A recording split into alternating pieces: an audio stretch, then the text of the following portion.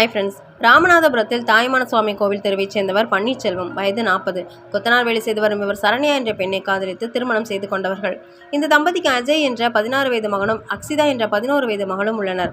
மனைவி சரண்யா ராமநாதபுரத்தில் உள்ள பல் மருத்துவமனை ஒன்றில் உதவியாளராக பணிபுரிந்து வந்துள்ளார். இந்நிலையில் சரண்யா சமீப காலமாக வாலிபர் ஒருவருடன் அதிகமாக செல்போனில் பேசி வந்துள்ளார். இது கணவர் பன்னீர்செல்வத்தின் கவனத்திற்கு வரவே மனைவியை கண்டித்துள்ளார். இந்த விவகாரம் தொடர்பாக தம்பதி இருவருக்கும் அடிக்கடி தகராறு ஏற்பட்டு வந்த நிலையில் சில நாட்களுக்கு முன் தகராறு முற்றி சரண்யாவை பன்னீர்செல்வம் அடித்துள்ளார். இதனால் கோபித்துக் கொண்டு சரண்யா தனது அப்பா வீட்டிற்கு சென்றுள்ளார். இதையடுத்து இருவரையும் பெரியவர்கள் சமரசம் செய்து சேர்த்து வைத்துள்ளனர். ஆனாலும் இரவு நேரத்தில் மட்டும் சரண்யா போன் பேசுவதற்காக தந்தை வீட்டிற்கு தூங்க சென்று வந்ததாக கூறப்படுகிறது.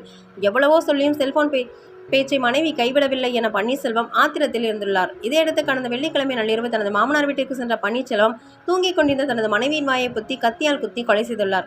பின்னர் நேராக தனது வீட்டிற்கு வந்து அதே கத்தியால் தன்னையும் சரமாரியாக குத்தி கொலை செய்து உயிரிழந்துள்ளார். இந்த சம்பவம் குறித்து தகவல் அறிந்த போலீசார் வழக்கு பதிவு செய்து விசாரணை மேற்கொண்டு வருகின்றனர். செல்போன் பேச்சால் ஏற்பட்ட இந்த விபரீத சம்பவம் பெரிய அதிர்ச்சியை ஏற்படுத்தியுள்ளது.